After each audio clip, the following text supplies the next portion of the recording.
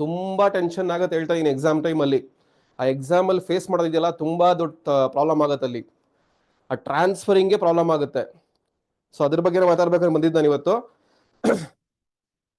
So main thing ಇವಾಗೆಲ್ಲ preparation ಆಯ್ತು. The main thing is how to attend. ಇದು main. ದಿವಸ ಅದ್ರ ಬಗ್ಗೆ ಮಾತಾಡಿರ್ಲಿಲ್ಲ, ಟೈಮ್ ವೇಟ್ ಮಾಡ್ತಾ ಇದ್ದೆ. ಸೊ ಮೇನ್ ಥಿಂಗ್ ಏನು ಅಂದ್ರೆ 5 ಸಬ್ಜೆಕ್ಟ್ ಬರುತ್ತೆ ನಿಮ್ಗೆ. ಸೊ ನೀವೆಲ್ಲ ಹೆಂಗ್ ಪ್ರಿಪೇರ್ ಆಗ್ತೀರಾ ಅಂದ್ರೆ ಎಲ್ಲಾರು 5 ಸಬ್ಜೆಕ್ಟ್ ಅಲ್ಲಿ ಪಂಟ್ರಲ್ಲ. 5 ಸಬ್ಜೆಕ್ಟ್ ಅಲ್ಲಿ ಪಂಟ್ರಿರ್ಬೇಕಂದ್ರೆ ಬಗ್ಸಿ ಹಗ್ಲು ರಾತ್ರಿ ಓದಿರ್ಬೇಕು. ಅದಂತೂ ಒಂದಂತೂ ಶೂರ್ ಹೇಳ್ತಾ ಇದೀನಿ. ಯಾಕಂದ್ರೆ 5 ಸಬ್ಜೆಕ್ಟ್ ನ ಆನ್ಸರ್ ಮಾಡೋದು ಅಷ್ಟು ಸುಲಭ ಅಲ್ಲ. Okay, number of times revision ಮಾಡಬೇಕು. ಇವಾಗ ಪಕ್ಕ ಫಾರ್ ಎಕ್ಸಾಂಪಲ್ ಇವಾಗ ಇಷ್ಟು 5 ಸಬ್ಜೆಕ್ಟ್ ಅಲ್ಲಿ ನನ್ನ ಸ್ಟ್ರೆಂತ್ ಏನು, ಮೇನ್ಲಿ ಥಿಂಗ್ ನನ್ನ ಸ್ಟ್ರೆಂತ್ ಏನು. ಫಸ್ಟ್ ಥಿಂಗ್ ಯಾವ ಸ್ಟ್ರೆಂತ್ ನಂದು, ನಾನು ಮ್ಯಾಥ್ಸ್ ಅಲ್ಲಿ ಸ್ಟ್ರಾಂಗ್ ಇದೀನ, SND ಸ್ಟ್ರಾಂಗ್ ಇದೀನ, IT ಸ್ಕಿಲ್ಸ್ ಸ್ಟ್ರಾಂಗ್ ಇದೀನ, FEEE ಸ್ಟ್ರಾಂಗ್ ಇದೀನ, PMS ಸ್ಟ್ರಾಂಗ್ ಇದೀನ. ಒಬ್ಬೊಬ್ರು ಒಂಥರ ಸ್ಟ್ರಾಂಗ್ ಇರ್ತೀರಾ. ಫಾರ್ ಎಕ್ಸಾಂಪಲ್ ಕೆಲವರಿಗೆ ಮ್ಯಾಥ್ಸ್ ತುಂಬಾ ಈಸಿ, ನೀರು ಕುಡ್ದಂಗೆ ಈಸಿ ಇರುತ್ತೆ. ಕೆಲವರಿಗೆ FEEE ಈಸಿ ಇರುತ್ತೆ, ಕೆಲವರಿಗೆ PMS ಈಸಿ ಇರುತ್ತೆ, ಕೆಲವರಿಗೆ SND ಈಸಿ ಇರುತ್ತೆ. ಸೊ ಈ ತರ ಡಿಫರ್ ಆಗುತ್ತೆ ನಿಮ್ಗೆ ಇವಾಗ. ಸೊ ಆನ್ಸರ್ ಮಾಡ್ಬೇಕಾದ್ರೆ ಎಷ್ಟು ಅವರ್ ಟೈಮ್ ನಿಮ್ಗೆ? 3 hours. 180 ಮಿನಿಟ್ಸ್ ಬರುತ್ತೆ. ಕರೆಕ್ಟಾ? ಎಷ್ಟು ಕ್ವಶನ್ ಬರುತ್ತೆ? 100%. ಒಂದು ಕ್ವಶನ್ಗೆ ಎಷ್ಟು ಸಿಗುತ್ತೆ ರಫ್ಲಿ? ಮಾರ್ಕ್ಸ್ ಅಲ್ಲ, ಮಾರ್ಕ್ಸ್ ಬಿಡಿ. ಒಂದು ಕ್ವಶನ್ಗೆ ಎಷ್ಟು ಸಿಗುತ್ತೆ ರಫ್ಲಿ? ನನಗೆ 1.8 ಮಿನಿಟ್ಸ್ ಸಿಗುತ್ತೆ. ಎಂಟ್ರಿ ಆಗ್ತೀರಾ 2 to 5 ಟೈಮಿಂಗ್ಸ್ ನಿಮ್ಗೆ, 2 ರಿಂದ 5 ಗಂಟೆ. Okay, 2 PM to 5 PM. So ಎಂಟ್ರಾದಾಗ ಎಂಟ್ರಾಗಿದ ತಕ್ಷಣ ತಗೊಂಡು ಮಾರ್ಕ್, ನಾವು ಕ್ವಶನ್ ಪೇಪರ್ ನೋಡಿದ್ದೆ ತಡ, ಫಸ್ಟ್ ಕ್ವಶನ್ ಬಂತು ಮಾರ್ಕ್ ಮಾಡ್ಬಿಡು, ಸೆಕೆಂಡ್ ಕ್ವಶನ್ ಬಂತು ಮಾರ್ಕ್ ಮಾಡ್ಬಿಡು. This is not the way. Okay, ಇದು ವೇ ಅಲ್ಲ. ನೀವು ಡಿಪ್ಲೊಮೊ ಹೆಂಗನ ಮಾಡಿರಿ, ಓಕೆ, ಡಿಪ್ಲೊಮೊ ಎಕ್ಸಾಮ್ ಅಲ್ಲಿ ನೀವು ಹೆಂಗನ ಅಟೆಂಡ್ ಮಾಡಿರಿ, ಬಂದ ತಕ್ಷಣ ಕ್ವಶನ್ ಪೇಪರ್ ತಗೊಂಡು ಒಂದು ಕ್ವಶನ್ ನೋಡ್ಬಿಡೋದು, ಈ ಕ್ವಶನ್ ಬಂದು ನನಗೆ ಬರ್ಕೊಂಡು ಹೋಗ್ಬಿಡೋದು, ಆ ತರ ಅಲ್ಲ. ಫಸ್ಟ್ 10 ಮಿನಿಟ್ಸ್ ಇದೆಯಲ್ಲ, ವೆರಿ ವೆರಿ ಇಂಪಾರ್ಟೆಂಟ್. ಇವಾಗ ನಿಮಗೆ 2 ಗಂಟೆಗೆ ಸ್ಟಾರ್ಟ್ ಆಗುತ್ತೆ, ನಿಮಗೆ ರಫ್ಲಿ 140ಗೆ ಎಂಟ್ರಿ ಕೊಡ್ತಾರೆ. ಸೊ 145ಗೆ ನಿಮಗೆ ಅಲ್ಲ 130 ಎಂಟ್ರಿ ಕೊಡ್ತಾರೆ. 145ಗೆ ನಿಮಗೆ ಕ್ವಶನ್ ಪೇಪರ್ ಕೊಡ್ತಾರೆ. ಒಂದು ವಿಡಿಯೋ ಇದೆ, view of DCT 2023 question paper ಅಂತ, ನೋಡಿದೀರಾ? ನಿಮ್ಗೋಸ್ಕರ ಮಾಡಿ ಡೀಟೇಲ್ ಆಗಿ ಮಾಡಿದ್ದೆ. ಕ್ವಶನ್ ಪೇಪರ್ ಹೆಂಗ್ ಬರುತ್ತೆ, ಎಲ್ಲೆಲ್ಲಿ ಸ್ಪೇಸಿಂಗ್ ಇದೆ, ನೀವು ಎಲ್ಲೆಲ್ಲಿ ಯೂಸ್ ಮಾಡ್ಬೋದು, ಎಲ್ಲಾನು ಡೀಟೇಲ್ ಆಗಿ ಎಕ್ಸ್ಪ್ಲೇನ್ ಮಾಡಿದೀನಿ. ನೋಡಿದೀರಾ? ನೋಡಿಲ್ಲ ಅಂದ್ರೆ ಒಂದಲ್ಲ ಎರಡಲ್ಲ 3 ಸಲ ನೋಡಿ, ಅಲ್ಲಿ ಮ್ಯಾಕ್ಸಿಮಮ್ ಟಿಪ್ಸ್ ಸಿಗ್ಬಿಡುತ್ತೆ ನಿಮ್ಗೆ. ಕ್ವಶನ್ ಪೇಪರ್ ಹೆಂಗ್ ಬರುತ್ತೆ, ಯಾವ ಪ್ಯಾಟರ್ನ್ ಅಲ್ಲಿ ಬರುತ್ತೆ, ಎಲ್ಲಿ ನಾವು ಆನ್ಸರ್ ಮಾಡ್ಬೋದು, ಎಲ್ಲೆಲ್ಲಿ ಜಾಗ ಸಿಗುತ್ತೆ, that's the main thing. So ನಿಮಗೆ 140 ಅರೌಂಡ್ 130 ಎಂಟ್ರಿ ಕೊಟ್ರೆ 140ಗೆ ನಿಮಗೆ ಕ್ವಶನ್ ಪೇಪರ್ OMR ಶೀಟ್ ಕೊಡ್ತಾರೆ. ಓಕೆ, ಇಲ್ಲ 150 ಕೊಡ್ತಾರೆ. ರಫ್ಲಿ 10 ಮಿನಿಟ್ಸ್ ಗ್ಯಾಪ್ ಇರುತ್ತೆ ನಿಮಗೆ. 140 OMR ಕೊಡ್ತಾರೆ. ಸೊ 130 ಎಂಟ್ರಿ ಸಿಗುತ್ತೆ, 140ಗೆ OMR ಕೊಡ್ತಾರೆ, 150ಗೆ ಕ್ವಶನ್ ಪೇಪರ್ ಕೊಡ್ತಾರೆ. ಇಲ್ಲ ಕ್ವಶನ್ ಪೇಪರ್ OMR ಎರಡು ಒಟ್ಟಿಗೆ ಕೊಡ್ತಾರೆ. ಡಿಫರ್ ಆಗುತ್ತೆ, ಅದು ಎವ್ರಿ ಇಯರ್ ಚೇಂಜ್ ಆಗ್ತಾ ಬರುತ್ತೆ. ಓಕೆ, ಸೊ ಈ 150ಗೆ ಕ್ವಶನ್ ಪೇಪರ್ ಕೊಟ್ಟಾಗ OMR ಅಲ್ಲಿ ನೀವೇನು ಬರೆಯಕ್ಕಾಗಲ್ಲ, ಜಸ್ಟ್ ನೇಮ್ ಬರಿಬೇಕು, ನಂಬರ್ ಬರಿಬೇಕು, ನೇಮ್ ಬರಿಬೇಕು, ಅಷ್ಟೇನೇನು ಇಲ್ಲ. 150 ಕ್ವಶನ್ ಪೇಪರ್ ಕೊಟ್ಟಾಗ ಕ್ವಶನ್ ಪೇಪರ್ ಸೀಲ್ಡ್ ಆಗಿರುತ್ತೆ. ಕ್ವಶನ್ ಪೇಪರ್ ಕಾಣಿಸ್ತಾ ಇದೆಯಾ ನೋಡಿ? ಕ್ವಶನ್ ಪೇಪರ್ ಇಲ್ಲಿ ಸೀಲ್ಡ್ ಆಗಿರುತ್ತೆ, ಇಲ್ಲಿ ನೋಡಿ, ಇಲ್ಲಿ ಸೀಲ್ಡ್ ಆಗಿರುತ್ತೆ. ನೀವು ಓಪನ್ ಮಾಡಂಗಿಲ್ಲ, ಇಷ್ಟೇ ಕಾಣಿಸೋದು ನಿಮ್ಗೆ, ಫ್ರಂಟ್ ಬ್ಯಾಕ್ ಇಷ್ಟೇ ಕಾಣಿಸೋದು. ಸೊ ನೀವು ಏನ್ ಮಾಡ್ಬೇಕು, ಆ 10 ಮಿನಿಟ್ಸ್ ಅಲ್ಲಿ ಆಕ್ಚುಲಿ ಬರೆಯಂಗಿಲ್ಲ ಅಲ್ಲಿ ಹೇಳ್ತಾ ಇದೀನಿ, ಹುಷಾರಾಗಿ ಅರ್ಥ ಮಾಡ್ಕೊಂಡು. ನಾನು ಓಪನ್ ಆಗಿದ್ದೀನಿ ಹೇಳಕ್ಕಾಗಲ್ಲ, ಗಮನ ಇಟ್ಟು ಕೇಳಿ. ಈ ಪ್ಯಾಟರ್ನ್ ಇಲ್ಲ, ಜಾಗ ಇದೆಯಲ್ಲ ಇಲ್ಲಿ, ಈ ಜಾಗನ ನೀವು ಫಸ್ಟ್ ಯೂಟಿಲೈಸ್ ಮಾಡ್ಕೊಬೇಕು. ಏನ್ ಡಂಪ್ ಮಾಡ್ಬೇಕು ಇಲ್ಲಿ ಅಂತಂದ್ರೆ, ಈ ಮ್ಯಾಥ್ಸ್ ಅಲ್ಲಿ ಬರೋ ಫಾರ್ಮುಲಾಸ್ ನಿಮ್ಗೆ ಯಾವ್ದು ಕಷ್ಟ ಅನ್ಸುತ್ತೋ ಅದನ್ನ ಬರಿಬೇಕು. ಅಂದ್ರೆ ನೀಟಾಗಿ ಕುತ್ಕೊಂಡು ಪ್ರಿಂಟ್ ಹೊಡೆದಂಗ್ ಬರೆಯೋದಲ್ಲ. SMP ಬುಕ್ ಮಾಡ್ಬಿಡ್ತಾರೆ, ಹುಷಾರಾಗಿರಿ. ಪೆನ್ನೇ ಅಲೋಡ್ ಇರೋದು, ಬ್ಲೂ ಆರ್ ಬ್ಲಾಕ್. ನಾನ್ ಪ್ರಿಫರ್ ಮಾಡೋದು black point pen. Black ball point pen ತಗೊಂಡು ಹೋಗ್ಬೇಕು, ಅರ್ಥ ಆಯ್ತಾ? ಸೊ ತಗೊಂಡು ಹೋಗ್ಬಿಟ್ಟು ಪೆನ್ಸಿಲ್ ತಗೊಂಡೋಗಿರಿ. ಅಲೋ ಮಾಡಿದ್ರೆ ಓಕೆ, ಇಲ್ಲಾಂದ್ರೆ ಏನೂ ಮಾಡೋಕ್ಕಾಗಲ್ಲ, ಪೆನ್ನಲ್ಲೇ ಬರೀಬೇಕು. ಆ 10 ಮಿನಿಟ್ಸ್ ಅಲ್ಲಿ ಯುಟಿಲೈಸ್ ಮಾಡ್ಕೊಬೇಕು. ನಿಮ್ ಫಾರ್ಮುಲಾಸ್ ಎಲ್ಲ ಡಂಪ್ ಮಾಡ್ಬಿಡಿ. ಇಲ್ಲಿ ಆಕ್ಚುಲಿ ಬರೆಯಂಗಿಲ್ಲ, ಯಾವಾಗಲೂ ಹೇಳ್ತಾ ಇದೀನಿ, 1-2 o'clock ಆಗೋವರೆಗೂ ಬರೆಯಂಗಿಲ್ಲ, ಇಲ್ಲಿ ಏನು ಬರೆಯಂಗಿಲ್ಲ ಇಲ್ಲಿ. ಸೊ ನಿಮ್ಗೆ ಏನು ಫ್ರಂಟ್ ಶೀಟ್ ಅಲ್ಲಿ ನಿಮ್ಗೆ ಇರುತ್ತೆ ಓದಕ್ ಕೊಡೋ ಟೈಮ್, ಅದನ್ನ ಇದೆಲ್ಲ ಓದಬೇಕು. ಸೊ ಬ್ಯಾಕ್ ಸೈಡ್ ತಿರ್ಸಿ ಸುಮ್ಮನೆ ರಫ್ ಆಗಿ ಬರಿತಾ ಇರಿ, ಎಲ್ಲ ಎಷ್ಟಾಗೋದು ಅಷ್ಟು ಬರ್ಕೊಂಬಿಡಿ. ಅವಾಗ ಏನಾಗುತ್ತೆ, ನಿಮ್ ಮೈಂಡ್ ಅಲ್ಲಿ ಡಂಪ್ ಆಗಿರೋದೆಲ್ಲ ಕ್ರಿಯೇಟ್ ಆಗ್ಬೋದು, ಇಲ್ಲ ಬಂದ್ಬಿಡುತ್ತೆ ಇಲ್ಲಿ.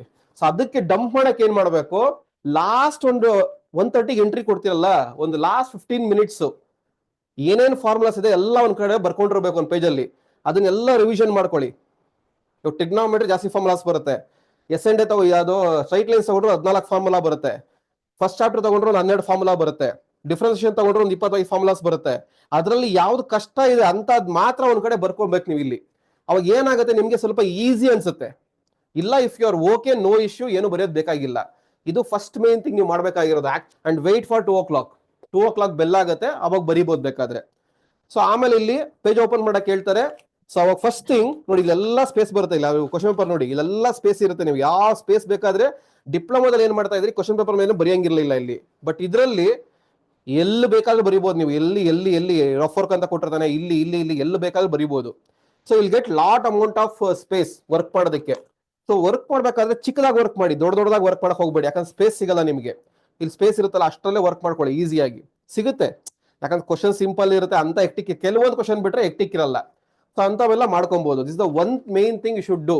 ಓಕೆ, ಸೊ ಇವಾಗ ನಿಮ್ಗೆ 2 ಗಂಟೆ ಕ್ವಶನ್ ಪೇಪರ್ ಕೊಟ್ರೆ ಒಂದು 10 ಮಿನಿಟ್ಸ್ 10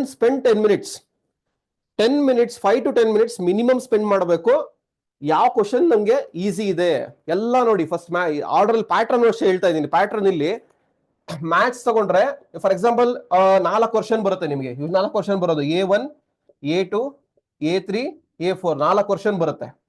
ಈ 4 ವರ್ಷನ್ ಅಲ್ಲಿ ಈ ಪ್ಯಾಟರ್ನ್ ಹೆಂಗ್ ಬರುತ್ತೆ, first maths, SND, IT skills, FEEE, PMS ಬರ್ಬೋದು. ನೆಕ್ಸ್ಟ್ ಇತ್ತೆಗ್ದು ಇಲ್ಲ ಹಾಕ್ಬೋದು. ಅಂದ್ರೆ ಫಾರ್ ಎಕ್ಸಾಂಪಲ್ A1 ಅಲ್ಲಿ ನಿಮ್ಗೆ ಹೆಂಗ್ ಬರ್ಬೋದು, ಮ್ಯಾಥ್ಸ್ ಇವಾಗ ಆರ್ಡರ್ ಇದೆಯಲ್ಲ. ಸೊ 1, 2, 3, 4, 5.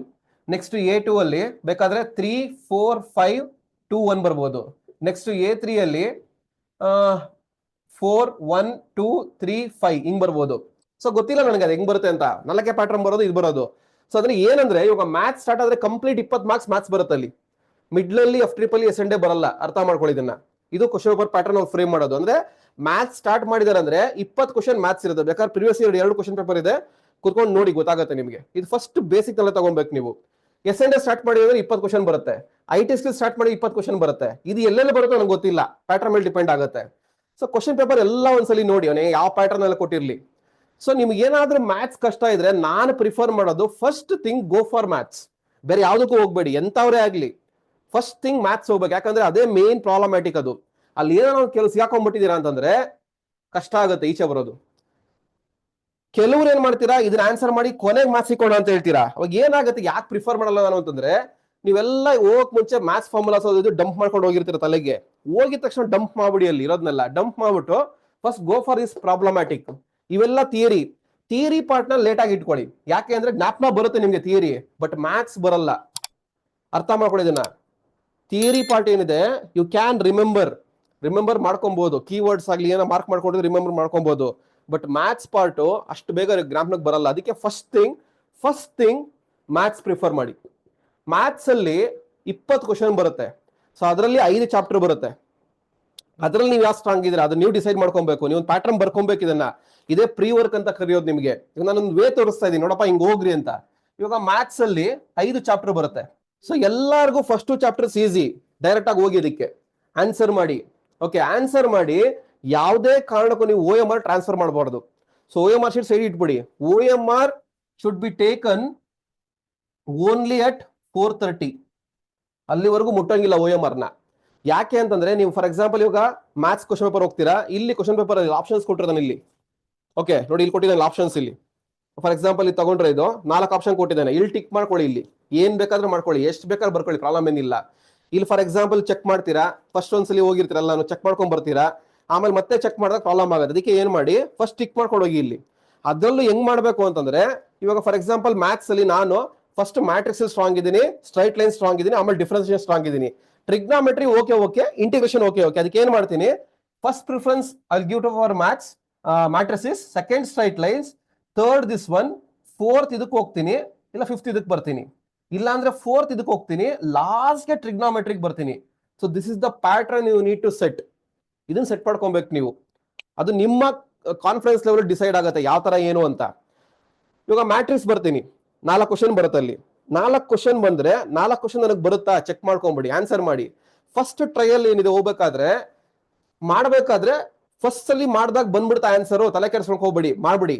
ಇನ್ ಕೇಸ್ ಏನೋ ಪ್ರಾಬ್ಲಮ್ಯಾಟಿಕ್ ಕೊಡ್ತೀವಿ, ಫಾರ್ ಎಕ್ಸಾಂಪಲ್ ಲಾಸ್ಟ್ ಕ್ವಶನ್ ಮಾಡಿದೆ ನೋಡಿ, ಪ್ರಾಬ್ಲಮ್ಯಾಟಿಕ್ ಕೊಡ್ತು, ತಲೆ ಕೆಡ್ಸ್ಕೊಂಡ್ ಹೋಗ್ಬೇಡಿ, ಅದರಲ್ಲೇ ಕುತ್ಕೊಂಬೇಡಿ.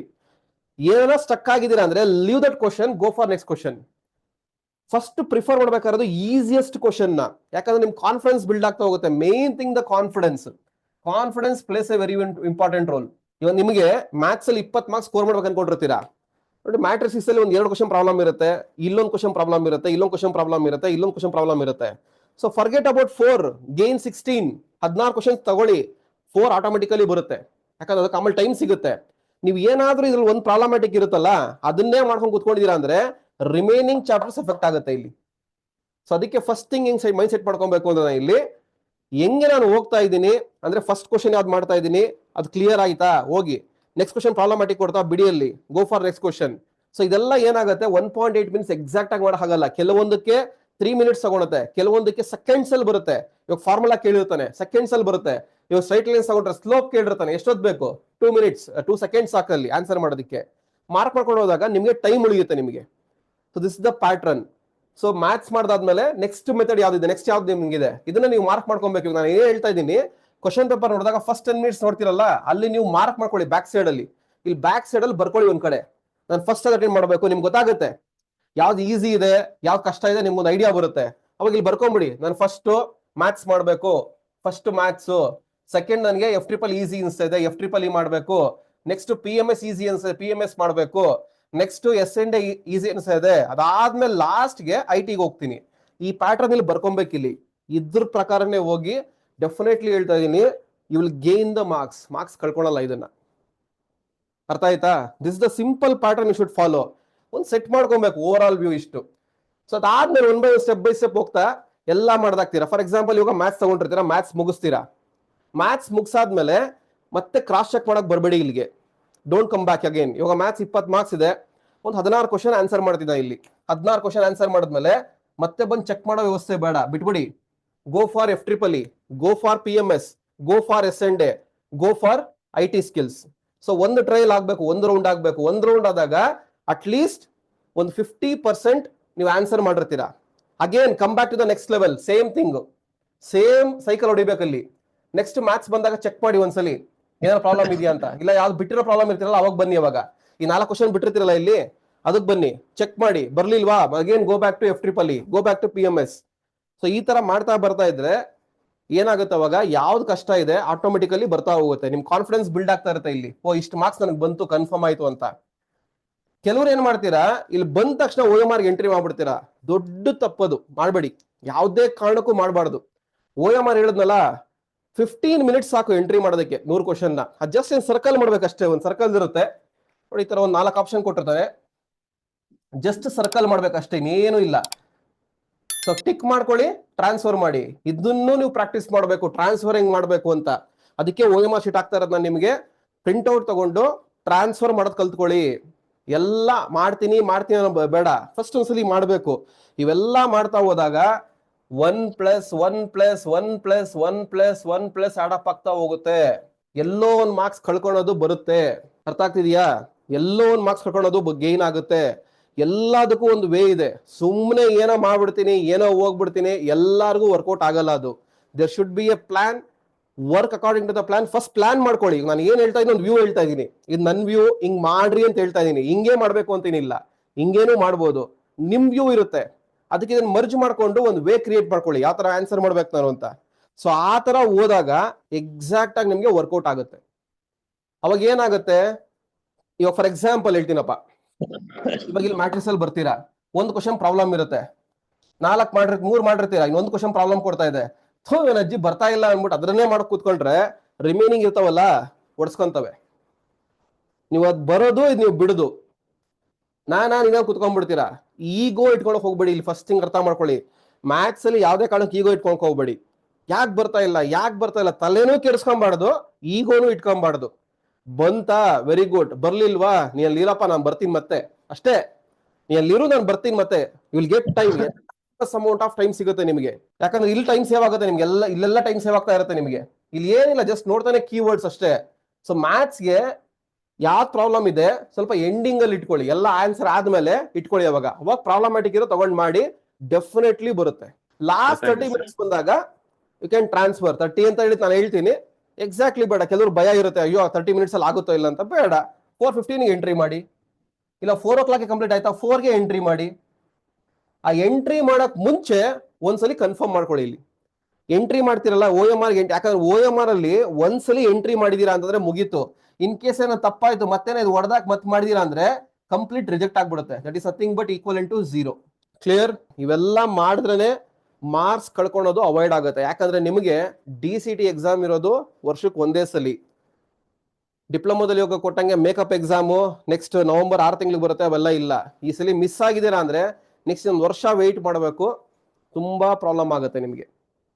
ಆಮೇಲೆ 1 ಇಯರ್ ಬ್ಯಾಕ್ಲಾಗ್ ಆಗುತ್ತೆ ನಿಮಗೆ ಇನ್ ಕೇಸ್ ಪ್ರಾಬ್ಲಮ್ ಆಯ್ತು ಅಂತಂದ್ರೆ. ಸೊ ಇವೆಲ್ಲ ಮೈಂಡಲ್ಲಿ ಇರಬೇಕು. ಇವೆಲ್ಲ ಅವಾಗೆ ನಾವು ಮಾರ್ಕ್ಸ್ ಗೇನ್ ಮಾಡೋಕ್ಕಾಗೋದು. ಸರ್ ಸರ್ಕಲ್ ಇಂದ ಒಂದ್ ಸ್ವಲ್ಪ ಹೊರಗಡೆ ಹೋದ್ರೂ ಮಾರ್ಕ್ಸ್ ಕಟ್ ಆಗ್ಬಿಡುತ್ತೆ ನೋಡಿ. ಫಾರ್ ಎಕ್ಸಾಂಪಲ್ ಹಿಂಗಿರುತ್ತೆ, ಇದನ್ನ ಸ್ವಲ್ಪ ಪ್ರಾಕ್ಟೀಸ್ ಮಾಡಬೇಕು. ಹಂಗಂದ್ರೆ ಮಾಡ್ಬಿಟ್ಟು ಹಿಂಗ್ ಮಾಡ್ಬಿಡೋದಲ್ಲ. This correct, wrong way. ಸ್ವಲ್ಪ ಹೆಚ್ಚು ಕಮ್ಮಿ ಆಗೇ ಆಗುತ್ತೆ. ನಾನು ಮಾಡ್ಬೇಕಾದ್ರೆ ಸ್ವಲ್ಪ ಹೆಚ್ಚು ಕಮ್ಮಿ ಆಗುತ್ತೆ, ಬಟ್ ಎಕ್ಸಾಕ್ಟ್ ಆಗಿ ಇಷ್ಟು ಮಾಡಬೇಕು. ಸ್ವಲ್ಪ ಹೆಚ್ಚು ಕಮ್ಮಿ ಆದ್ರೂ ನಡೆಯುತ್ತೆ. ಅದಕ್ಕೆ ಬ್ಲ್ಯಾಕ್ ಪಾಯಿಂಟ್ ಪೆನ್ ತಗೊಳ್ಳಿ, ಬ್ಲೂ ಬೇಡ, ಬ್ಲ್ಯಾಕೇ ತಗೊಳ್ಳಿ, ಈಸಿ ಆಗುತ್ತೆ ನಿಮಗೆ. ವಾಚು, ಕ್ಯಾಲ್ಕುಲೇಟರು, ಹೆಣ್ಣು ಮಕ್ಕಳಿಗೆ ಬಳೆ, ತಾಳಿ ಬಿಟ್ಟು ಬೇರೆ ಏನು ಅಲೋ ಇಲ್ಲ. ಕಿವಿಗೆ ವಾಲೆ, ಮೂಗ್ಬಟ್ಟು ಏನು ಅಲೋ ಇಲ್ಲ. ನೀವು ದುಪ್ಪಟ್ಟನೂ ಹಾಕಂಗಿಲ್ಲ, ಆರಾಮಾಗಿ ಮಾಡ್ಬಿಡ್ತೀರಾ. ಅವ್ರು ಕೊಡೋ ಕ್ವಶನ್ ಪೇಪರ್ಗೆ ನಾನು ಇವಾಗಲೂ ಹೇಳ್ತೀನಿ ನೋಡಿ, 4 ಗಂಟೆಗೆ 3:15 ಮುಗಿಸಿ 4 ಗಂಟೆಗೆ ಮುಗಿಸ್ ಕೂತ್ಕೊಂಡಿರ್ತೀರಾ. ಆ ಲೆವೆಲ್ಗೆ ಇರುತ್ತೆ ಕ್ವಶನ್ ಪೇಪರು. ಬಟ್ ನನ್ನ ಇಂಟೆನ್ಷನ್ ಏನು ಅಂದ್ರೆ ಎಲ್ಲೂ ಕೂಡ 1 ಮಾರ್ಕ್ಸ್ ಕಳ್ಕೊಂಬಾರ್ದು. ನೀವು ಯಾವಾಗ ನಾವು ಗೇನ್ ಮಾಡಕ್ ನೋಡ್ಬೇಕು ಹೊರತು ಕಳ್ಕೊಳಕ್ ನೋಡಬಾರ್ದು. 4 ಪ್ಯಾಟರ್ನ್ ಬರುತ್ತೆ. ಆ ಪ್ಯಾಟರ್ನ್ ಹೆಂಗನ ಬರ್ಲಿ, ನೀವು ಡಿಸೈಡ್ ಮಾಡ್ಕೊಳ್ಳಿ ನಿಮ್ಮ ಪ್ಯಾಟರ್ನ್ನ. ಅದೆಲ್ಲನ ಇರಲಿ, ಯಾವ ಕ್ವಶನ್ ಅನ್ನ ಇರಲಿ, ಅಲ್ಲೋಗಿ ಸಾಲ್ವ್ ಮಾಡ್ತಾ ಇರಿ. ಆಮೇಲೆ ಒಟ್ಟಿಗೆ ಡಂಪ್ ಮಾಡಿ ಅಷ್ಟೇ, ತಲೆ ಕೆಡ್ಸ್ಕೊಂಬೇಡಿ. ಕ್ವಶನ್ ಪೇಪರ್ ವಾಪಸ್ ತರ್ಬೋದಾ ಮನೆಗೆ? ಕ್ವಶನ್ ಪೇಪರ್ ಕೊಡ್ತಾರೆ. OMR ಶೀಟ್ ಕೊಡ, OMRದು ಜೆರಾಕ್ಸ್ ಕೊಡ್ತಾರೆ. ಅಂದ್ರೆ ಅಲ್ಲಿ ಡೂಪ್ಲಿಕೇಟ್ ಕಾಪಿ ಬರುತ್ತೆ, ಅದನ್ನ ಕೊಡ್ತಾರೆ. ನಿಮ್ಗೆ ಕ್ಲೀನಾಗಿ ಕ್ಯಾಲ್ಕುಲೇಟ್ ಮಾಡ್ಕೊಂಡ್ಬಿಡ್ಬೋದು. ಕೀ ಆನ್ಸರ್ ಬಿಟ್ಟಾಗ ಎಷ್ಟು ಬರುತ್ತೆ ಅಂತ ಕ್ಲೀನಾಗಿ ಕ್ಯಾಲ್ಕುಲೇಟ್ ಮಾಡ್ಕೊಂಡ್ಬಿಡ್ಬೋದು. ಏನ್ ಬೇಕಾಗಿ ಬರಿಬೋದಪ್ಪ ಕ್ವಶನ್ ಪೇಪರ್ ಮೇಲೆ. ಡಿಪ್ಲೊಮೋದಲ್ಲಿ ಬರೆಯಂಗಿಲ್ಲ, ಇಲ್ಲಿ ಎಲ್ಲಿ ಬೇಕಾಗಿ ಬರಿಬೋದು. ನೋಡಿ, ಇಲ್ಲಿ ಫ್ರಂಟ್ ಅಲ್ಲೂ ಜಾಗ ಇದೆ, ಇಲ್ಲಿ ಬೇಕಾಗಿ ವರ್ಕ್ ಮಾಡ್ಬೋದು. ಯಾರು ಕೇಳಲ್ಲ ನಿಮ್ಮನ್ನ. ಎಷ್ಟು ಬೇಕಾದ್ರೆ ಎಲ್ಲೆಲ್ಲಿ ಜಾಗ ಇದೆ, ಬ್ಲಾಂಕ್ ಸ್ಪೇಸ್ ಎಲ್ಲೆಲ್ಲಿದೆ, ಎಲ್ಲಾ ಕಡೆ ಬರಿಬೋದು ನೀವು. ಇಲ್ಲಿ ಎಲ್ಲೆಲ್ಲಿ ನೋಡಿ ಇಷ್ಟು ಬ್ಲಾಂಕ್ ಸ್ಪೇಸ್ ಇದೆ, ಎಲ್ಲಿ ಬೇಕಾದ್ರೆ ಯುಟಿಲೈಸ್ ಮಾಡ್ಕೊಬೋದು ನೀವು. ಇಲ್ಲಿ ಅವನೇ ಕೊಟ್ಟಿದ್ದಾನೆ ಈಚ್ ಪೇಜ್ ಅಲ್ಲಿ. ನೋಡಿ, ಇಲ್ಲಿ ಈಚ್ ಪೇಜ್ ಅಲ್ಲಿ ಸ್ಪೇಸ್ ಫಾರ್ ರೆಫರ್ ಅಂತ ಕೊಟ್ಟಿದ್ದಾನೆ. ಸೊ ಇಲ್ಲಿ ಸ್ಪೇಸ್ ಫಾರ್ ರೆಫರ್ ಅಂತ ಕೊಟ್ಟಿದ್ದಾನೆ. ಫಾರ್ ಎಕ್ಸಾಂಪಲ್ ಇಲ್ಲಿ ಜಾಗ ಸಿಗುತ್ತೆ, ಇಲ್ಲೊಂದು ಲೈನ್ ಹಾಕಿ ಇಲ್ಲಿ ಮಾಡ್ಕೊಳ್ಳಿ, ಪ್ರಾಬ್ಲಮ್ ಏನಿಲ್ಲ. ಇಲ್ಲಿ ಹೆಂಗ್ ಬೇಕಾಗಿ ಮಾಡ್ಕೊಳ್ಳಿ, ಪ್ರಾಬ್ಲಮ್ ಏನಿಲ್ಲ. ನೋಡಿ ಇಲ್ಲಿ ನೋಡಿ ಸ್ಪೇಸ್ ಕೊಡ್ತಾನೆ, ಇವೆಲ್ಲ ಸ್ಪೇಸ್ ಯುಟಿಲೈಸ್ ಮಾಡ್ಕೊಬಹುದು ನೀವು. ಇಲ್ಲಿ ಎಲ್ಲೆಲ್ಲಿ ಬ್ಲಾಂಕ್ ಸ್ಪೇಸ್ ಇದೆ ನೋಡಿ, ಇಲ್ಲಿ ಜಾಸ್ತಿ ಸ್ಪೇಸ್ ಬರುತ್ತೆ, ಇಂಥ ಕಡೆ ಯೂಸ್ ಮಾಡ್ಕೊಬಹುದು. ಸೊ ಮ್ಯಾಥ್ಸ್ ಸ್ವಲ್ಪ ಬೇಕಾಗುತ್ತೆ ಅಷ್ಟೇ ನಿಮಗೆ, ಬೇರೆದಕ್ಕೆ ಯಾವುದಕ್ಕೂ ಬೇಕಾಗಲ್ಲ. If you want a good college and a good rank, good college ಬೇಕು ಅಂದ್ರೆ ಒಳ್ಳೆ ರ್ಯಾಂಕ್ ಬರಬೇಕು. ಈಗ ಡಿಪ್ಲೊಮೋದ್ ಏನ್ ಮಾಡಿದ್ರು ಮಾಡ್ಬಿಟ್ಟಿದ್ದಾರೆ, ಇವಾಗ ಏನು ಮಾಡೋಕ್ಕಾಗಲ್ಲ. ಇದು ಬಂದು DCET ಕರೆಕ್ಟ್ ಅಂದ್ರೆ 1 ಮಾರ್ಕ್ಸ್, ರಾಂಗ್ ಅಂದ್ರೆ 0 ಮಾರ್ಕ್ಸ್. ಹೋಯ್ತು ಮಾರ್ಕ್ಸ್ ಅಲ್ಲಿ. ಅಟ್ಲೀಸ್ಟ್ ಡಿಪ್ಲೊಮಾ ಎಕ್ಸಾಮ್ ಅಲ್ಲಿ ಒಂದು ಅರ್ಧ ಮಾರ್ಕ್ಸ್ ಕೊಡ್ತಾರೆ. ಇಲ್ಲ ಅರ್ಧನೂ ಇಲ್ಲ, ಒಂದು ಇಲ್ಲ. ಬಂದ್ರೆ 1, ಹೋದ್ರೆ 0 ಅಷ್ಟೇ. ಎರಡೇ ಆಪ್ಷನ್. ಒಂಥರ ದಿನಕ ಸುಲ್ತಾನ್ ಇದ್ದಂಗೆ. ಆ ಸುಲ್ತಾನ್ ಆಗ್ಬೇಕು ಅಂತಂದ್ರೆ should work it out. Maths 20 ಬರಲೇಬೇಕು, ರಿಮೈನಿಂಗ್ 15 80 ಬಂದ್ಬಿಡುತ್ತೆ. ಅಲ್ಲಿ 80 ಬಂತು ಅಂದ್ರೆ ಇನ್ನೊಂದು 5 ಮಾರ್ಕ್ಸ್ ಆಟೋಮೆಟಿಕಲ್, 5 ರಿಂದ 7 ಮಾರ್ಕ್ಸ್ ಆಟೋಮೆಟಿಕಲಿ ಬರುತ್ತೆ ನಿಮಗೆ. ನಾನು ಬರ್ಕೊಡ್ತೀನಿ ಅಶ್ಯೂರೆನ್ಸ್ ಯಾವ ತರ ಅಂತ, ನಿಮ್ಗೆ ಗೊತ್ತಾಗುತ್ತೆ ಯಾವ ತರ ಅಂತದ್ದು. ಸೊ ಈ ಕಾನ್ಸೆಪ್ಟ್ ಮೇಲೆ ಪ್ಲೇ ಮಾಡಿ. ನನ್ನ ಕಾನ್ಸೆಪ್ಟ್ ಸಿಂಪಲ್. ನಾನು ಎಲ್ಲೋ 95 ತಗೊಳ್ಳಿ 100 ಬರ್ಸ್ತೀನಿ, ಅವೆಲ್ಲ ನಾನು ಯಾವತ್ತೂ ಹೇಳಲ್ಲ, ಅದು ಆಗೋದು ಇಲ್ಲ. 85 ಸ್ಕೋರ್ ಮಾಡ್ರೆ ಸಾಕು. 85 ಇನ್ನೊಂದು ಕರೆಕ್ಟ್ ಆಗಿ ಸ್ವಲ್ಪ ನಿಮ್ ಲಕ್ ಚೆನ್ನಾಗಿತ್ತು, ಚೆನ್ನಾಗಿ ಮಾಡಿದೀರಾ ಅಂತಂದ್ರೆ ಒಂದು 90 ತನಕ ರೀಚ್ ಆಗ್ತೀರಾ. ಒಳ್ಳೆ ರ್ಯಾಂಕಿಂಗ್ ಬರುತ್ತೆ. ಬರ್ದಿಟ್ಕೊಳ್ಳಿ ಈ ಮಾತನ್ನ.